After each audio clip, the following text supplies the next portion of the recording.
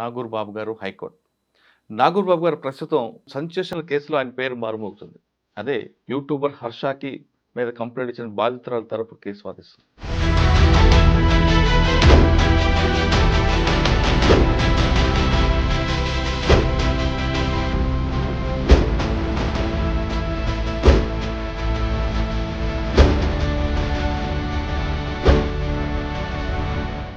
ఈ కేసు వెనక పెట్టడానికి కుట్ర ఉందని వాళ్ళు ఆరోపిస్తున్న అందులో వాస్తవం ఎంత ఉంది, నిజంగా బాధితురాలకి ఎంత అన్యాయం జరిగే విషయాన్ని నాగూర్ బాబు గారిని తెలుసుకుంటాం. సార్ నమస్తే అండి. నమస్తే అండి. అమ్మాయి సడన్గా పోలీసులకు రావడం, కంప్లైంట్ ఇవ్వడం, ఇదంతా కూడా 2 కోట్ల విషయం పక్కన పెడదాం. ఓకే, వాళ్ళు ఏమంటారంటే ఇప్పటికే మా మీద 4 నెలల నుంచి అన్ని రకాల ప్రయత్నాలు అయిపోయి ఇది చివరి అటెంప్ట్ రేప్ కేసు అని పెట్టారని వాళ్ళు అంటున్నారు. అసలు మీకు తెలిసిన సమాచారం ప్రకారం బాధితురాలు మీ ఎదురుకు చెప్పారు కాబట్టి ఏ మహిళ కూడా 4 గోడల మధ్య జరిగిన విషయాన్ని బయటకు వచ్చి చెప్పిందంటే నిజంగా జరిగితేనే చెప్తారు తప్ప కావాలని ఏదో 1% 0 ఉంటుంది తప్ప అంత కక్ష కట్టి తన గురించి తన వ్యక్తిత్వాన్ని ముందుకు చెప్పుకోవడం అనేది ఎవరు చేయరండి అప్పని. అవునండి. ఎస్. అమ్మాయి మీ దగ్గరకు వచ్చి ఏం చెప్పారు? ఇప్పుడు ఈ యువ సామ్రాట్ రవి గారికి సంబంధించిన కేసులలో నన్ను కొన్ని మీడియా ఛానల్స్ ఇంటర్వ్యూస్ చేయడం, నేను ఇతనికి సపోర్ట్గా నిలబడి ఎలా తీసుకొని వచ్చాను, ఎంత స్ట్రాంగ్గా ఉన్నాను, నన్ను ఈ కేసులోంచి తప్పించాలని జరిగిన ప్రయత్నాలన్నింటి కూడా తట్టుకొని ఎలా ఉన్నాను అనే దాన్ని వాళ్ళు చూశారండి. సో ఇతర బాధితులు బెట్టింగ్ యాప్ల్లో, ఇల్లీగల్ బెట్టింగ్ యాప్స్లో నష్టపోయిన బాధితులు కూడా కొంతమంది అప్రోచ్ అవ్వడం జరుగుతుంది.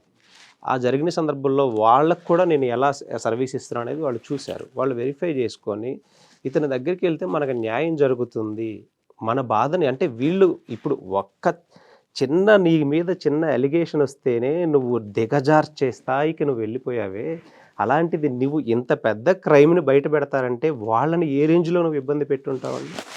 సో ఆ ఉద్దేశంతో ఇతని దగ్గరికి వెళ్తే మాకు న్యాయం జరుగుతుందనే ఉద్దేశంతో మన దగ్గర రావడం జరిగింది. వచ్చిన తర్వాత ఏం చెప్పారండి? వాళ్ళిద్దరి మధ్య పరిచయం ఎప్పుడు జరిగింది, ఎందుకు కొంతకాలం ఫ్రెండ్షిప్గా ఉన్న తర్వాత ఈ క్రాక్ అనేది ఎందుకు వచ్చింది? ఇప్పుడు హర్షసాయి అనే అతను మన అమ్మాయికి ఎప్పుడు పరిచయం అండి?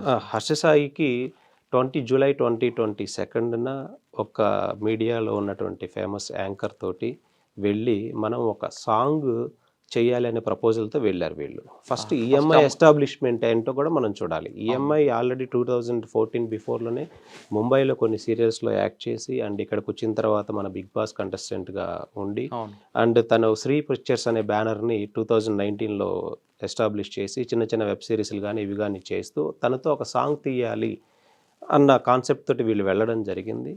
ఆ సాంగ్ తీయాలి అనే కాన్సెప్ట్తో ఒక 2-3 సిట్టింగ్స్ ఐటీసీ కోహనూరులో కానీ ఇట్లా స్టార్ హోటల్స్లో జరిగినవి ఉన్నాయి. అవి జరిగిన తర్వాత అంటే మీ క్లయింటే ఆయన దగ్గరకు వెళ్ళారు? ఎస్, ఫస్ట్ ఇనిషియల్గా ఒక యాంకర్ త్రూ తోటి వెళ్ళారు ఈ సాంగ్ ప్రపోజల్ తోటి.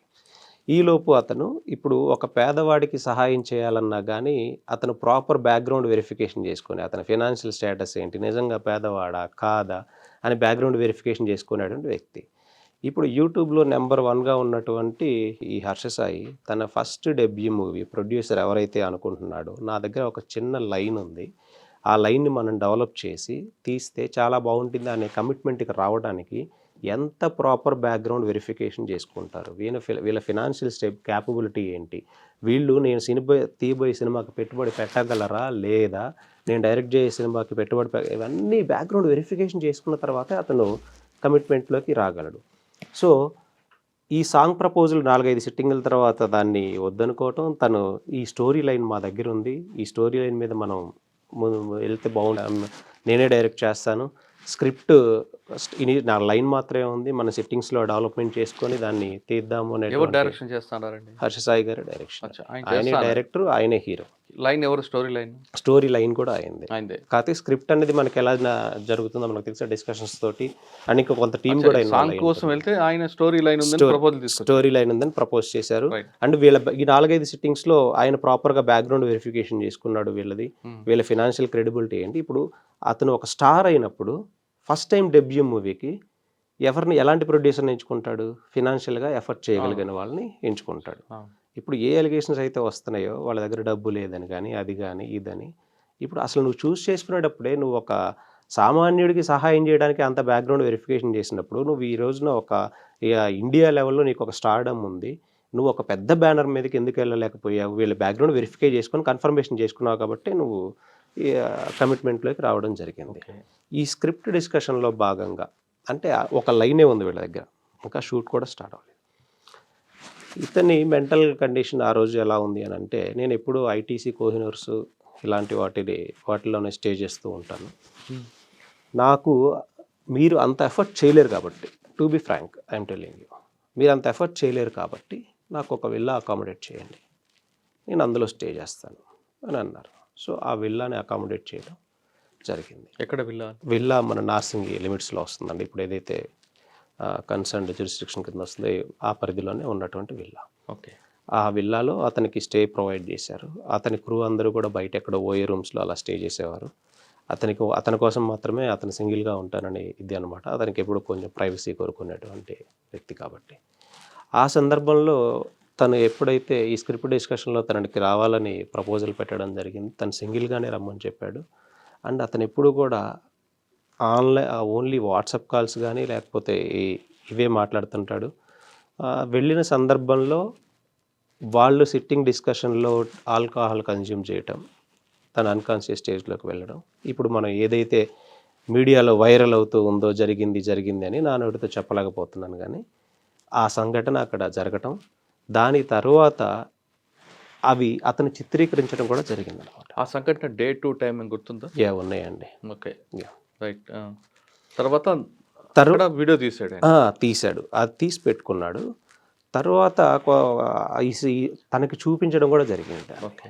ఆ చూపించిన సందర్భంలో తను డిఫెండ్ చేయటం, వీళ్ళిద్దరి మధ్య ఫైట్ జరగడం, హాస్పిటల్కి వెళ్ళటం, అతనికి కూడా చేతికి ఎక్కడో ఇంజ్యూరీ అయిపోయి ఇప్పుడు హాస్పిటల్ రికార్డ్స్ సీసీటీవీ ఫుటేజ్ కూడా మన పోలీసులు తీసే పనిలో ఉన్నారన్నమాట. అంటే ఒక ఫైట్ జరిగిన తర్వాత అతను ఇక వీళ్ళు లీగల్గా ఎక్కడ ప్రొసీడ్ అవుతారో అన్నటువంటి భయంతో ఇమేజ్ ఎక్కడ పాడవుతుందో, అంటే ఆ విషయాన్ని అప్పటికి సప్రెస్ చేసేసేయాలి, కూల్ చేసేయాలి అనే ఉద్దేశంతో ఎవరైనా సరే ఒక సెటిల్మెంట్ కానీ లేకపోతే ఇట్లా మనం ఏదో ఒక ప్రపోజల్ కానీ తీసుకొని వచ్చే పరిస్థితులు ఉంటూ ఉంటాయి.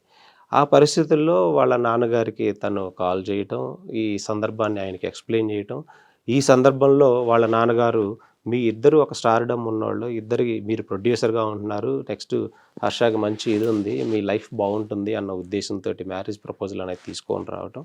ఈ మ్యారేజ్ ప్రపోజల్కి వచ్చిన తర్వాత తనను పూర్తిగా ఆ అమ్మాయి విశ్వసించడం, ఆ విశ్వసించిన దగ్గర నుంచి అతను ఏ ఇంటెన్షన్లో ఉన్నాడో మనకు తెలియదు. బట్ మ్యారేజ్ ప్రపోజల్ అయితే అప్పటికప్పుడు విషయాన్ని సర్దుమలచగలిగారు.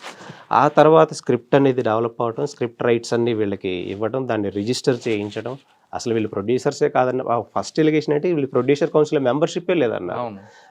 ఆ సర్టిఫికేట్ మీకు తీసుకొని వచ్చాను, అసలు స్క్రిప్ట్ వీళ్ళ పేరు మీద లేదే అన్నారు. ఆ సర్టిఫికేట్ అవన్నీ కూడా ఎప్పుడు రిజిస్టర్ చేసిన కూడా డాక్యుమెంట్స్ మనకి ఏదైనా కాంక్రీట్ ఎవిడెన్స్ ఉండాలి కదా, చేసి తీసుకొని వచ్చాను. సో ఈ డిస్కషన్స్లో కూడా మన సినిమా 100 కోట్లు నాకున్న స్టార్డమ్కి రామ్ చరణ్ ఏం సరిపోతాడు, ప్రభాస్ బాహుబలి ఏం సరిపోతుంది, 1000 కోట్లకి వెళ్తుంది అనే ఆలోచన ఇప్పుడు ఈ 1 ఇయర్లో షూట్ చేసుకున్నారు దీన్ని. అంటే షూట్ చేసుకుని 1 ఇయర్ డ్యూరేషన్ ఏదైతే ఉందో టీజర్ ఎంత గ్రాండ్గా రిలీజ్ చేశారు. ఆ టీజర్కి 10 మిలియన్ వ్యూస్ వచ్చే పరిస్థితి కూడా మనం చూసాం. ఆ టీజర్ ఒకసారి ఫుటేజ్ ఉంటే మీరు చూడండి, ఎంత గ్రాండ్గా రిలీజ్ చేశారు. దాని సెట్స్ కానీ అండ్ షూటింగ్ చేసిన విధానం కానీ, అది కూడా బ్లూ మ్యాట్ కాదు, ఆ లొకేషన్స్ ఫొటోస్ అవన్నీ కూడా చూసాం అనమాట. అంత గ్రాండ్గా చేసి ప్రొడ్యూసర్స్ అంత నిన్ను నమ్మి, ఆ ఫీమేల్ ప్రొడ్యూసరు నువ్వు ఇచ్చిన కమిట్మెంట్ని నమ్మి నా ఓన్ అనుకొని, ఎప్పుడైతే తన కమిట్మెంట్ ఇచ్చాడో నా భర్త అనుకునే భావనలోనే ఉంటుందన్నమాట. ఆ భావనలో తను ఎంత పెట్టుబడి నీ మీద ఇన్వెస్ట్ చేసి నేను అంత గ్రాండ్గా ఇంట్రెస్ట్ చేయాలన్నటువంటి చేసి అంత ఎలివేషన్ ఇస్తే, ఎప్పుడైతే నీకు ఈ 100 కోట్ల మార్కెట్ వస్తుంది, 1000 కోట్ల మార్కెట్ వస్తుంది అనే నమ్మకం నీకు కలిగిందో, నువ్వు ఈ పెళ్లి ప్రపోజల్ని పక్కన పెట్టేసేసి నాకు ఆ కాపీ రైట్స్ ఇస్తేనే నేను చేసుకుంటాననే థాట్లోకి నువ్వు వచ్చేసేసావు. అంటే ఆ 100 కోట్లు కానీ 1000 కోట్లు కానీ అతనికి ఏ పోర్ట్రైట్ అయితే తన మైండ్లో ఉందో దాన్ని గ్రాప్ చేయాలనుకుంటే ఉద్దేశం అతనికి ఉందనేది మనకు క్లియర్గా అర్థమవుతుంది. సార్ మీరు 50 lakhs అని పెడుతున్నారు అంటే సెట్టింగ్కి టీజర్ కానీ ఖర్చు లేదండి, ఖర్చు కాదు, అతనికి క్యాష్ రూపంలో అడ్వాన్స్. ఆయనకే కోట్లు ఉన్నాయని చెప్తాడు కదా. ఆయనకు కోట్లు ఉంటే ఆయనే సినిమా తీసుకోవచ్చుగా, వీళ్ళు ఎందుకు ప్రొడ్యూసర్స్? 50 లక్షలు అమ్మాయి క్వశ్చన్ చేయొచ్చు కదా, నువ్వే కోటిస్తాడు కదా. ఒకటి అంటే ఇప్పుడు మీరు చెప్పిన దాని ప్రకారం నేను ఒక బార్బర్ని మిలీనియర్ని చేశాను అంటారు కదా, అట్లాగే ఒక ఏమీ లేనటువంటి ఇండస్ట్రీలో ఒక మహిళని నేను 100 కోట్ల ప్రొడ్యూసర్ని చేశారని పోర్ట్రైట్ ఉందంటారా? కాదు, ఏమని అడిగాడు, దేనికోసం అడిగాడు 50 lakhs? అతను అడగలేదండి, అతను స్టార్టింగ్లోనే ఇచ్చేసేసారు. ఇప్పుడు అతను వచ్చి విల్లాలో అకామిడేట్ చేసి స్టే చేయాలంటే అతను ఊరకరాడు కదండి. అతను ఒక బెట్టింగ్ మాఫియాకి సంబంధించిన ఒక యాడ్ చేస్తే కోట్ల రూపాయలు తీసుకునేటువంటి సిచ్యువేషన్. ఇతను బెట్టింగ్ మాఫియా అనే విషయం అమ్మాయికి తెలుసా ముందు? యా తెలుసు. మరి అటువంటి వ్యక్తితో రిలేషన్ ఎందుకండి? సినిమా తీయడం ఎందుకు? సినిమా తీయాలనుకుంటే చాలా మంది ఉంటారు కదా. బెట్టింగ్ మాఫియా అంటే ఆ రోజున ఇంత అవేర్నెస్ లేదండి బెట్టింగ్ దాని గురించి. ఓకే. ఆ కాల్ కాన్వర్జేషన్స్ కూడా కొన్ని ఉన్నాయి వాళ్ళిద్దరి మధ్య, దాని మధ్య కూడా గొడవ జరిగిన సందర్భం ఉంది. ఆ రోజు ఇన్సిడెంట్ జరిగింది, వెంటనే పోలీస్ కంప్లైంట్ ఇచ్చుంటే చాలా బాగుండేది కదా, అమ్మాయికి కూడా సేఫ్గా ఉండేది కదా. ఇంకా ఇప్పుడు చాలా సిమిలర్ కేసెస్లో ఇలాగే జరుగుతుంది. 1 year తర్వాత ఎందుకు ఇచ్చారు, 1 year తర్వాత ఎందుకు ఇచ్చారు అని. ఇప్పుడు అదే క్వశ్చన్ మనం కొన్ని ఇన్సిడెంట్స్ చూసామండి. ఒక అమ్మాయిని వ్యవస్థ్రత చేసినటువంటి ఫోటో రిలీజ్ చేస్తేనే ఆత్మహత్య చేసుకునే పరిస్థితుల్లోకి వాళ్ళు వెళ్తున్నారు. ఎన్ని సందర్భాలు మనం చూడడం లేదు. ఎవరో ఏదో ఒక వీడియో పెట్టేసేస్తాడు. ఇతని దగ్గర తనకు సంబంధించిన ప్రైవేట్ వీడియోస్ని పెట్టుకొని బ్లాక్మెయిల్ చేస్తుంటే తన సిచ్యువేషన్ ఏంటి, మెంటల్ కండిషన్ ఏంటి, సమాజంలో తనకు ఉండేటంటే ఆ పాయింట్ ఆఫ్ వ్యూలో ఒక రకంగా ఆలోచించవచ్చు. అట్ ది సేమ్ టైం దాన్ని వాళ్ళు లీగల్గా వాళ్ళ మధ్య ఫైట్ జరిగి అండ్ హాస్పిటల్ రికార్డ్స్ వీటిని వెళ్ళి అంత రప్చర్ జరిగిన తర్వాత లీగల్గా వెళ్ళబోయే సమయంలో దీన్ని కాంప్రమైజ్ చేసుకోవాలన్న ఉద్దేశంతో వాళ్ళ నాన్నగారిని ఇంట్రడ్యూస్ చేసి మ్యారేజ్ ప్రపోజల్స్ అన్నీ పెట్టి ఇప్పుడు ఎవరైనా కన్విన్సింగ్ అనే అయితే ఆవిడ బెండ్ ఏంటంటే నమ్ముతాను. వాళ్ళ నాన్నగారు ఇష్యూ పెద్దది కాకుండా పెళ్లి చేస్తాను ముందుకు వచ్చుంటే ఏ అమ్మాయికైనా కావాల్సింది కాబట్టి కాబట్టి చేసుకుంటున్నాడు అని నమ్మొచ్చు. కానీ ఫస్ట్ వెర్షన్ లో ఒక ఆడపిల్ల అలాగా ధైర్యం కోల్పోవడం, సమాజం కోసం తలదించుకోవడం అంటే నేను నమ్మను. చేయకూడదని కూడా బాధిస్తా.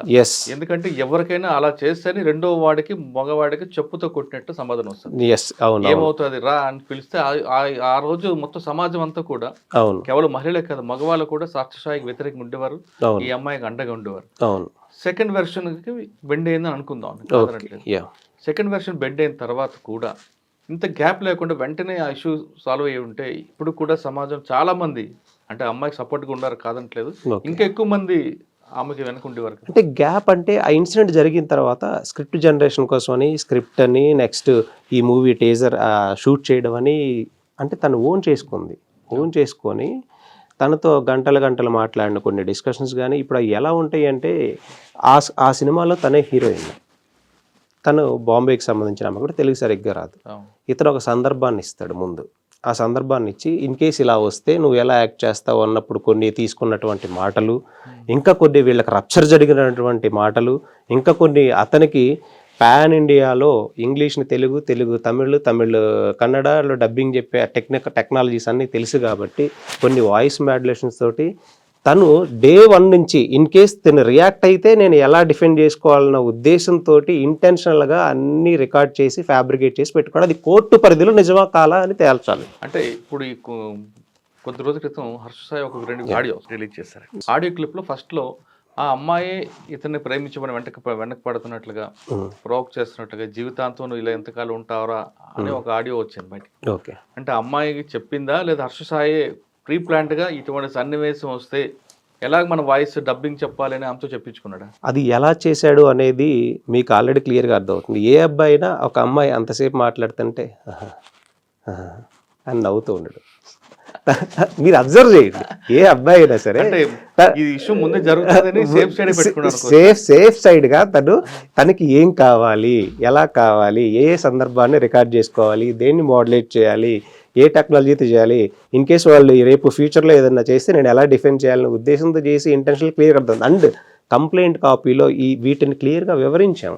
ఇవన్నీ సెకండ్ ఆడియో క్లిప్ లో వైన్ షాప్ ఇష్యూ ఉంటుంది. ఆ ఇష్యూలో మనం ముందుకు వెళ్ళాలి, నా వయసు తక్కువ ఉంది, నేను దానికి చేయలేకపోతున్నాను, నాకు వయసు అడ్డపడుతుంది అంటే అమ్మాయి మాట్లాడుతున్నట్లుగా ఒక ఆడియో క్లిప్ వచ్చింది. ఆ ఆడియో క్లిప్ క్రెడిబిలిటీ ఏంటండి? ఎవరు జడ్జ్ చేయగలరు? అది ఫ్యాబ్రికేటెడా లేకపోతే ఎఫ్ఎస్ఎల్ పంపిస్తే వస్తుంది. ఆ క్రెడిబిలిటీ కూడా నువ్వు ఏదన్నా ఉంటే కోర్టు పరిధిలో మేము ఆల్రెడీ కంప్లైంట్ కాపీలో మెన్షన్ చేసాం. నువ్వు కోర్టు పరిధిలో దాన్ని సబ్మిట్ చేసుకోవాలని నెసెసిటీ ఉంది. కానీ నువ్వు అబ్స్కాండెడ్గా ఉండి నువ్వు ఎక్కడో కూర్చొని ఏదైతే కంప్లైంట్ కాపీలో మెన్షన్ చేసామో ఎఫెన్స్ ఇప్పుడు ఈ క్లిప్పింగ్స్ ఈ వీడియోస్ పెట్టుకొని ఇతను ఇన్ఫ్లుయెన్సర్స్ అందరినీ ఐటీసీకి పిలిపించుకొని ఇప్పుడు వీళ్ళు ఎప్పుడైతే ఇవ్వరన్నారో కాపీ రైట్స్, వీళ్ళ మీద ఒక బ్యాడ్ ప్రాపగండా చేయటం, వీళ్ళకి వచ్చే ఇన్వెస్టర్స్ అందరికీ వీళ్ళ పర్సనల్గా పిలిపించుకొని కూర్చోబెట్టి వీళ్ళు లాంటి వాళ్ళు అలాంటి వాళ్ళు అది ఇది రూమర్స్ క్రియేట్ చేయటం. అంటే ఆయన versionలో ఏం చెప్తున్నాడంటే అంటే ఆయన కాకుండా వాళ్ళ మనుషులు అమ్మాయి బ్యాక్గ్రౌండ్ ఎవరైతే బాలచంద్ర ఉన్నారు ప్రొడ్యూసర్, ఇద్దరు బ్యాక్గ్రౌండ్ తెలుసుకున్నాం, వాళ్ళకి ఫైనాన్షియల్ గా చాలా వీక్, నా కాల్ షీట్ చూపించి డబ్బులు తీసుకుంటున్నారు, అప్పులు తెచ్చుకుంటున్నారు కాబట్టి నేను ఆ డీల్ ని బ్రేక్ చేశానని చెప్తున్నాడు. ఓకే అండి, మీరు చెప్పిన దాని ప్రకారం బ్యాక్గ్రౌండ్ వెరిఫై చేశా అన్నారు. ఏ స్టేజ్లో చేయాలంటే బ్యాక్గ్రౌండ్ వెరిఫికేషన్ స్టార్టింగ్ చేయాలి. మరి why this person has stayed in that villa for 1 year? ఆ విల్లాలో ఎందుకు 1 year ఉన్నాడు? టీజర్ వరకు ఎందుకు ఉన్నాడు? ఎందుకు వీళ్ళిద్దరి మధ్య ఘర్షణలు జరిగినాయి? ఎందుకు హాస్పిటల్ రికార్డ్స్లో ఇతని పేరు ఎంట్రీ సీసీటీవీ ఫుటేజ్లో మేజర్ గాయంతో బయటకు వచ్చాడు? ఎందుకు ఆ విషయాన్ని సప్రెస్ చేసి పెట్టాడు? ఇది ఈ 1 year ట్రావెల్లో ఎంతో రప్చర్ జరిగిపోయి అల్టిమేట్గా బరస్ట్ అయినటువంటి విషయం. సో ఎవరి వాదన వాళ్ళకి డెఫినెట్గా ఉంటుంది.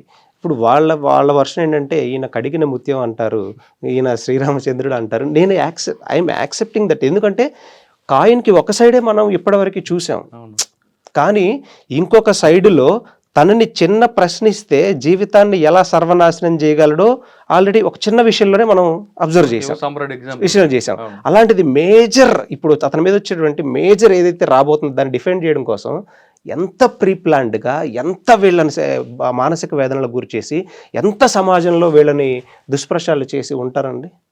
ఆ స్థాయిలో ఉన్నటువంటి గ్యారంటీ లేదు. అంటే ఇప్పటి వరకు ప్రజల్ని మనం ఏ రకంగా ఏదైతే ఇలా ఫేమ్గా శ్రీరాముడుగా చూపిస్తున్నామో సడన్గా మనం రావణాసుడు అంటే యాక్సెప్ట్ చేసే పరిస్థితులు కూడా ఉండదు. ఎందుకంటే ఆ కోణాన్ని ఎప్పుడు చూడలేదు. కానీ దగ్గరగా చూసి అతని వేధింపులకు గురైన ప్రతి ఒక్కరికి దాన్ని తెలుసు. ఈరోజు మీడియా సమక్షంలోకి వస్తున్నాయి కాబట్టి వెలుగులోకి దీన్ని ప్రజల్లోకి జరుగుతున్న తర్వాత కూడా ఆయన ఫాలోవర్స్ ఇప్పుడు చాలా మంది మహిళలు ఉంటారు కదా, వాళ్ళకైనా కనువిప్పు కలిగిందా?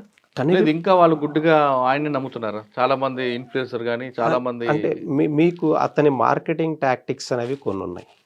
ఇప్పుడు మేము ఒక చిన్న సందర్భం చెప్తాము.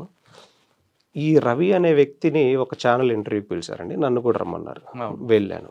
ఇంటర్వ్యూ కనీసం రిలీజ్ కూడా అవ్వాలి. రిలీజ్ అవ్వక ముందే లైవ్లో ఉన్నారు కదా? కాదు, లైవ్లో కాదండి, రికార్డెడ్. అది రేపు రిలీజ్ అవుతుంది. రిలీజ్ అవ్వక ముందే ban so and so TV support అని తిడుతూ దాదాపు ఇంగ్లీషు, హిందీ, తమిళ్ అన్నిట్లో SMM ప్యానెల్స్ నుంచి కామెంట్స్ పెట్టించేయడం జరిగాడు.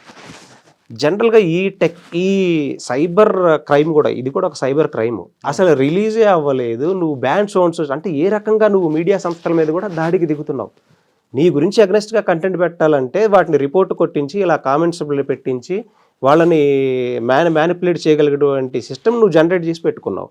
ఇప్పుడు కూడా మేము కంప్లైంట్ కాపీలో ఏదైతే మెన్షన్ చేసామో, నువ్వు ఆ అమ్మాయి తన వేదనని కంప్లైంట్ కాపీలో మెన్షన్ చేసింది ఇలా చేస్తున్నాడు అని, దాన్ని నేను పబ్లిక్ డొమైన్లో పెట్టి తన ప్రైవసీకి వీరంటికి భంగం కలిగిస్తూ నువ్వు ఏదైనా ఉంటే కోర్టుకు రండి. ఇప్పుడు ఈ ఎలిగేషన్స్లో ఇప్పుడు మేము సిపి గారిని కూడా ఆ విషయం మీద కలవడానికి వెళ్తున్నాం అనమాట.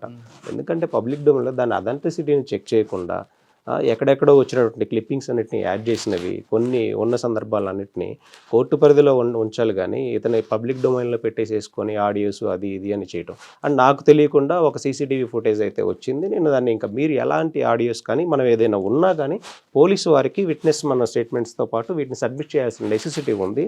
పబ్లిక్ డొమైన్స్లో ఇవ్వడం వల్ల దానివల్ల యూజ్ ఏంటి?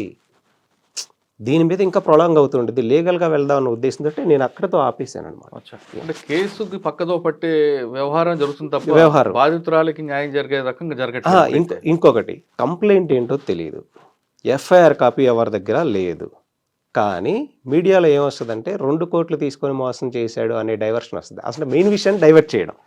ఆ లీక్ ఎవరు ఇస్తారు? అతని మనుషులే ఇస్తారు. అటెన్షన్ డైవర్షన్ చేయడం కోసం, అంటే మెయిన్ ఇష్యూని సర్ప్రైజ్ చేయడం కోసం. ఇప్పుడు కొన్ని మీడియా ఛానల్స్కి అయితే డైరెక్ట్గా చెప్పేస్తున్నారు, కవర్స్ వస్తూ ఉన్నాయి. కొంతమంది పెయిడ్ ఆర్టిస్టులు తీసుకొచ్చి పెట్టించారు. అంటే అతని క్రిమినల్ మైండ్ సెట్ అనేది ఇంకా యాక్టివేషన్లోనే ఉండి ఎక్కడో ఉండి ఆపరేట్ చేస్తూ ఉన్నాడు. నిన్న మనం ఒక కాల్ చూసాం, నాన్వేషణ అనే పర్సన్ తోటి మాట్లాడి నా గురించి వీడియోలు పెట్టొద్దు అంటాను. ఇంకొక పర్సనల్కి మెయిల్ పెట్టేసేసి మీకు ఇంత అమౌంట్ ఇస్తాను, మీరు దీని మీద కంటెంట్ చేయొద్దు అని చెప్పడం. అంటే ఎంత మ్యానిపులేషన్ చేస్తాడు చూడండి బ్యాక్గ్రౌండ్. అతను ఎంత ఆర్గనైజ్డ్గా చేస్తున్నాడు చూడండి. డబ్బులు ఉన్నాయనా? డబ్బు ఉంది, ఇంకా వెనక ఏం సపోర్ట్ ఉందో నేనైతే ఏముండదు, డబ్బు ఉంటే అది ఆటోమేటిక్. అది మీరు చెప్పేశారు ఓపెన్గా. ఓకే సార్, ఇప్పుడు అమ్మాయి మెయిన్ డిమాండ్ ఏంటి? అమ్మాయి మెయిన్ డిమాండ్ ఎక్కడ నేను పెట్టిన డబ్బులు ఇప్పించమనో, లేకపోతే నేను ఇచ్చిన అడ్వాన్స్లు ఇప్పించమనో, లేకపోతే ఇంకోటి చేయమనో ఎక్కడా లేదు. నేను వీళ్ళు అసలు భయపడిపోయి ఎప్పుడో హైడ్ అయిపోయి ఉన్నాళ్ళు. కానీ ఫాదర్కి ప్రామిస్ చేశారు మధ్యలో. ఫాదర్ ఎందుకు డ్రాప్ అయ్యాడు ఆయన? ఫాదర్కి మళ్ళీ కాంటాక్ట్ లేరండి. వాళ్ళ ఫాదర్ గురించి నిన్న ఒక వచ్చింది, ఇతను కూడా సేమ్ క్రైమ్స్లో ఇన్వాల్వ్ అయి ఉన్నాడు అక్కడ. కానీ మరి ఫాదర్ ఇన్వాల్వ్మెంట్ లేనప్పుడు, అంటే ఫస్ట్ టైం ఇన్సూరెన్స్ ఇచ్చాడు అంతవరకు తప్ప తర్వాత లేదు కదా, మరి ఆయన పేరు ఎందుకు కంప్లైంట్లో వచ్చింది? ఆయన పేరు అని అంటే ఇక్కడ అతను చేసిన క్రైమ్ని సపోర్ట్ చేస్తూ ఒక ఫాల్స్ ప్రామిస్ చేస్తూ ఇచ్చిన దాన్ని సందర్భాన్ని మాత్రమే రాయడం జరిగింది. ఆయన ఏదో దాడి చేశాడనో లేకపోతే ఇంకోటి చేశాడనో రాయలా. అమ్మాయికి జరిగిన అన్యాయంలో ఇతని ఇన్వాల్వ్మెంట్ ఎంతవరకు ఉందో పరిశీలనలోకి తీసుకొని ఇచ్చినటువంటి వ్యక్తి. అండ్ ఈ రికార్డింగ్ ఇప్పుడు మీకు చిలకలగూడలో ఒక అడ్రస్ అని చెప్పానా? ఎవరి అడ్రస్ అండి అది? ఒక famous YouTuber Imran address. Ravi ఇచ్చిన కంప్లైంట్లో. ఈ కంప్లైంట్లో కూడా అతనే సిమిలర్గా ఉంటాడు. అతను కూడా ఈ రికార్డింగ్స్ అన్ని తీసుకొని స్ప్రెడ్ చేయడంలో అండ్ సెలబ్రిటీస్ దగ్గరికి వెళ్ళడంలో, వాళ్ళని డిఫేమ్ చేయడంలో, అంటే వీళ్ళని అసలు వాళ్ళంతటా వాళ్ళు సూసైడ్ చేసుకొని చచ్చిపోయే స్టేజ్ వరకు తీసుకెళ్ళడానికి అతను సిద్ధపడిపోయి ఉన్నాడు. ముందుకు ఇమ్రాన్ మీద కూడా కేసు అయిందా? ఇమ్రాన్ మీద కూడా అయిందండి. ఓకే, ఇమ్రాన్ ఇప్పుడు మీడియాలో మనకు వస్తే ప్రొజెక్షన్ వస్తే ఎలా రావాలి? బాధితురాలకు జరిగిన అన్యాయం ఇది. ఇప్పుడు మనం జానీ మాస్టర్ గారి కేసు విషయం చూసాం. ఎఫ్ఐఆర్ కాపీ అనేది రిలీజ్ అయింది, దాని మీద డిస్కషన్ జరిగింది. సో దాన్ని అలాంటి డిస్కషన్ ఇతను ముందుగానే గెస్ కొట్టేసేసి డీవియేట్ చేయడం కోసం చేసినటువంటి ప్లాన్. ఇప్పుడు హిడెన్లో ఉన్నాడు, ఎక్కడెక్కడి నుంచో పంపుతున్నాడు. యాక్చువల్గా ఒక విక్టిమ్ గురించి తన ఎప్పుడైతే ఈ సెక్షన్స్లో ఉన్నప్పుడు పర్టికులర్గా ఈ మీడియాలో తన నేమ్ కూడా తీసుకునేటువంటి సిచ్యువేషన్స్ ఉన్నాయన్నమాట. ఈ కంప్లైంట్ కాపీలో కూడా విక్టిమ్ అనే రాస్తారు మనకి, మీరు చూస్తే తన నేమ్ తీసుకోరు. కానీ అలాంటి సందర్భాల్లో నువ్వు ఏదైతే ఇంతకాలం చేసి ప్రాపగాండా చేసి బ్లాక్మెయిల్ చేస్తూ వస్తున్నావో, ఏదైతే కంప్లైంట్ కాపీలో ఉందో దాన్ని మేము ఏదైతే ఫ్యాబ్రికేటెడ్ అని మేము చెప్తూ ఉన్నామో, ఏదైతే కొన్ని డబ్బింగ్స్ ఉన్నాయని చెప్తున్నామో, ఏదైతే కొన్ని స్క్రిప్టెడ్గా నువ్వు నేరేటివ్ చేయించుకుని చెప్తున్నావో, అవన్నీ నువ్వు ఎక్కడో కూర్చొని నేను చేయగలనని చేసి ఇంకా నేను సమాజంలో మంచివాడిని పోర్ట్రేట్ చేసుకోవాలనే ఉద్దేశంలోనే ఉన్నావు. ఆయన చేస్తే కాదు కదా, సొసైటీ చెప్పాలి, పోలీసులు చెప్పాలి. అవును. రైట్. ఇప్పుడు అమ్మాయి డిమాండ్ ఏంటి? అమ్మాయి డిమాండ్ నాకు న్యాయం చేయమని అడుగుతుంది. తనకి ఎలాంటి డబ్బు ప్రస్తావన కానీ ఇది కానీ అంటే అంత పెళ్లి కావాలంటుందా? పెళ్లి ఇంకెందుకండి పెళ్లి? ఇప్పుడు బ్యారేజ్ బ్రేక్ చేశాడు, డబ్బు ఇన్వెస్ట్మెంట్ పెట్టి చేయించుకున్నాడు, నెక్స్ట్ తనని ఎన్ని రకాలుగా బ్లాక్మెయిల్ చేయాలో అన్ని రకాలుగా చేసేసాడు. ప్రొడ్యూసర్స్ని డిఫేమ్ చేయడం కోసం కానీ, కాపీ రైట్స్ తీసుకోవడం కానీ ఇంత చేసిన తర్వాత ఇంక ఇప్పుడు మళ్ళీ పెళ్లి ప్రపోజల్తో ఆ అమ్మాయికి న్యాయం అంటే చట్ట పరిధిలో తనకి ఏ శిక్ష పడుతుందో, తను గిల్టీ అని ప్రూవ్ అయిన తర్వాత అది కోరుకుంటుంది.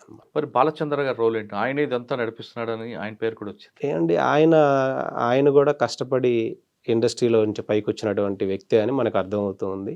అండ్ నిన్న ఒక ఇంటర్వ్యూలో కూడా ఆయన చాలా ఎమోషనల్ అయిపోయి, నేను ఇతనికి కొన్ని మెసేజ్లు పెట్టడం, మీరు పెట్టే హెరాస్మెంట్ వల్ల నాకు సూసైడల్ థాట్స్ వస్తున్నాయండి, ఇంత మేము స్ట్రగుల్ అవుతున్నామండి, ఈ డిస్కషన్ అంతా జరగడం నడుస్తుంది. అంటే తను కో ప్రొడ్యూసర్ అండి ఆ మూవీకి.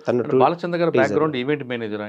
ఈవెంట్ మేనేజర్ అండి. ఆయన మీద కూడా గతంలో కొన్ని కేసులు ఉన్నాయి, అవి కూడా బయట తీయండి, ఈయన కూడా క్రిమినల్ బ్యాక్గ్రౌండ్ అంటూ వాళ్ళ తరపున మనుషులు అంటున్నారు. అతని మీద కేసులు ఉంటే తీసుకున్నాడు, ఎఫ్ఐఆర్ కాపీలు తీసుకున్నాడు, మనం వెరిఫై చేద్దాం బ్యాక్గ్రౌండ్స్ ఏంటో. ఇప్పుడు నేను అదే చెప్తున్నాను మీకు. ఈ హర్షసాయి మీద కొన్ని కంప్లైంట్స్ ఉన్నాయని అవన్నీ పట్టుకొని నేను ఎలా అయితే వచ్చానో, FIR copies, please bring that FIR copies. కానీ అమ్మాయి డిమాండ్ ఏంటి? ఖచ్చితంగా ఆయన శిక్ష పడాలి. అండ్ మేము ఈ ఆడియోలు మన దగ్గర ఉన్న ఇవన్నీ కూడా రిలీజ్ చేసి పబ్లిక్ డొమైన్లో పెట్టి రప్చర్ చేయాల్సిన నెసెసిటీ లేదు కాబట్టి, ప్రాపర్ లీగల్ ప్రొసీజర్తో వెళ్ళాలనుకున్నాం కాబట్టి పోలీసు వారికి విట్నెస్ స్టేట్మెంట్స్ ఇవ్వడం కానీ, అండ్ మా దగ్గర ఉన్న సాక్ష్యాధారాలు త్రూ నోటీస్ ద్వారా ఇవ్వడం, ఇవన్నీ జరుగుతున్నాయండి. కానీ ఎందుకు మేము మీడియాలోకి వచ్చి రప్చర్ చేసే నెసెసిటీ ఏముంది? అమ్మాయికి అన్యాయం జరిగిందని నేను నమ్ముతాను. కానీ కొంతమంది మాత్రం ఒక సెక్షన్ ఆఫ్ పీపుల్ ఏమంటారంటే, ఇప్పుడు సంవత్సర క్రితం జరిగితే ఇప్పుడు రావడం వెనక ఉద్దేశం ఏంటి? డబ్బులు డిమాండ్ అయినా అవ్వాలి, లేదా ఇంకొక ఇష్యూ అయినా అవ్వాలి, వాళ్ళిద్దరు మధ్యన చెడింది కాబట్టే ఇప్పుడు అమ్మాయి ముందుకు వచ్చింది, ఇది ఒక ఫ్యాషన్ అయిపోయింది అంటూ ఒక సెక్షన్ ఆఫ్ పీపుల్ అంటుంటారు. అటువంటి వాళ్ళకి మీరు సమాధానం ఏంటి? అంటే ఉంటుంది ఈ అమ్మాయి కేసు కదా జనరల్గా. ఈ విషయంలో జనరల్గా మనం చూసుకుంటే ప్రొడ్యూసర్ ఎవరండి? విక్టిమ్. డబ్బు పెట్టింది ఎవరండి? విక్టిమ్. గ్రాండ్గా లాంచ్ చేసింది ఎవరండి? విక్టిమ్. కాపీ రైట్స్ ఎవరి దగ్గర ఉన్నాయండి? విక్టిమ్. 100 కోట్లు ఎవరికి వస్తాయండి? ప్రొడ్యూసర్కి వస్తాయి. ఇంకెందుకండి అతని దగ్గర నుంచి 2 కోట్లు తీసుకోవాల్సిన నెసెసిటీ? మనం డబ్బు కావాలనుకుంటే అతనికున్న ఫేమ్ యూజ్ చేసుకుని నెట్‌ఫ్లిక్స్ వాళ్ళు కూడా అగ్రీమెంట్‌కి వచ్చారని వాళ్ళే చెప్తున్నారు. ఈ స్క్రిప్ట్ ఇచ్చేసి వీళ్ళు చేసుకున్నా గానీ వీళ్ళకి కావాల్సిన అమౌంట్స్ వస్తాయి. కేవలం ఇది స్క్రిప్ట్ తను గ్రాప్ చేసుకొని డబ్బు చేసుకోవాలన్న ఉద్దేశంతోటి అంటే వీళ్ళని నా సైడ్ క్వశ్చన్ అది కాదండి. ఈ విధంగా గ్యాప్ తీసుకున్న తర్వాత రేప్ కేసులో సంవత్సరం తర్వాత బయటికి రావడం అనేది ఒక సెక్షన్ ఆఫ్ పీపుల్ ఏమంటారంటే ఇదంతా ఇద్దరి మధ్యన ఏదో జరిగింది.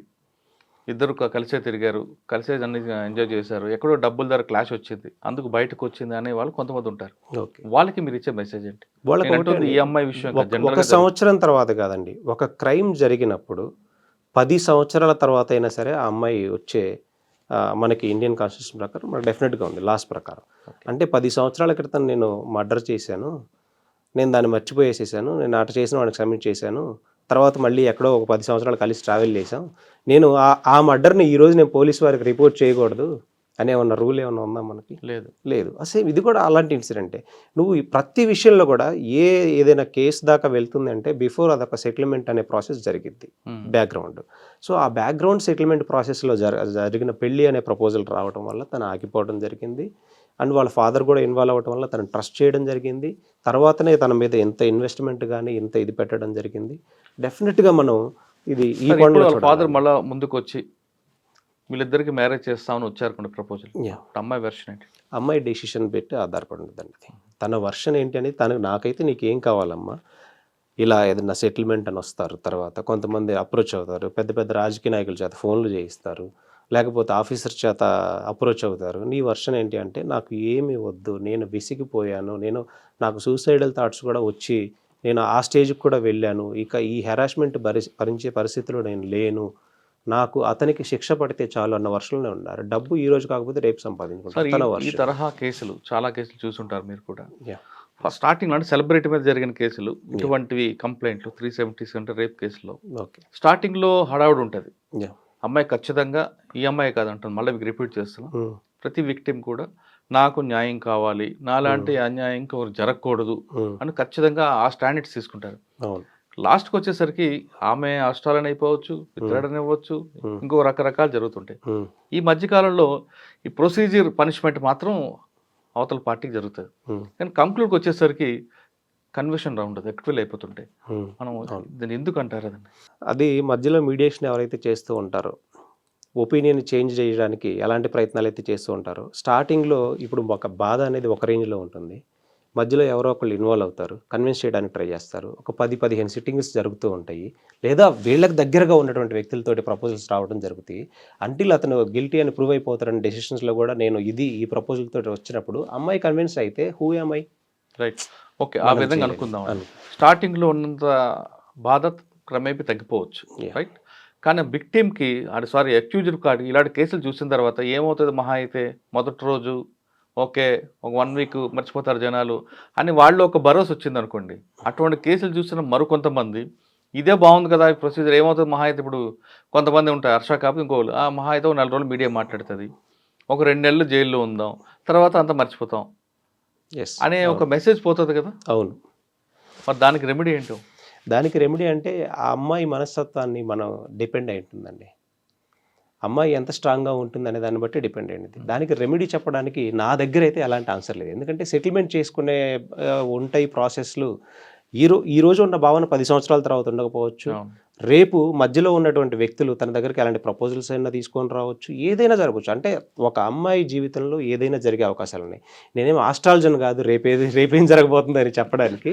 సో తను అల్టిమేట్‌గా మన క్లయింట్ డెసిషన్ బేస్ చేసుకొని ఉంటుంది ఏదైనా సరే. ఈ రోజు తీసుకున్న స్టాండ్ మాత్రమే నేను చెప్పగలను. ఓకే. మీ క్లయింట్‌కి ఇప్పుడు ఏమైనా సెటిల్మెంట్ వచ్చారనుకోండి వాళ్ళ వైపు నుంచి. ఓకే. సెటిల్మెంట్‌కి ఆవిడ అగ్రీ అవుతారా? లేదు ఖచ్చితంగా పనిష్మెంట్ కావాలంటారా? ఈ రోజు ఉన్న స్టాండ్ ప్రకారం అయితే ఇప్పటివరకు నేను తనతో మాట్లాడిన దాన్ని బట్టి తనకి న్యాయం కావాలి, నాకు ఎలాంటి సెటిల్మెంట్ అవసరం లేదు అన్న ఉద్దేశంలోనే తను ఉందండి. కానీ మిగతా ఇద్దరు ఎవరండి? బాలచంద్ర గారు వాళ్ళు. బాలచంద్ర గారు కూడా అండి. తను నిన్న మీడియా ముఖంగా చెప్పేశారు. సేమ్ ఇదే క్వశ్చన్ అయితే నాకు అవసరం లేదండి, నాకు కేవలం న్యాయం జరిగితే చాలు ఇప్పుడు మాత్రం. ఎందుకంటే సొసైటీలో ఇలాంటి వాళ్ళతో సెటిల్మెంట్ చేసుకొని నేను మళ్ళీ ఈ రోజు కాకపోతే రేపు కష్టపడి సంపాదించుకుంటాను నేను అనే వాదన తను కూడా చెప్పాడు. సార్ ఫైనల్గా చెప్పండి, కేసు నమోదు దాదాపు 3 రోజులు అయింది అనుకుంటా. సండే నాడు అయింది. అవును. సండే మండే 4 days అవుతుంది. అవును. 5th డే వాళ్ళ. Yes. ఇంతవరకు పోలీసు నుంచి ఏమైనా రియాక్షన్ ఉందంటారా అసలు ఆ కేసులో?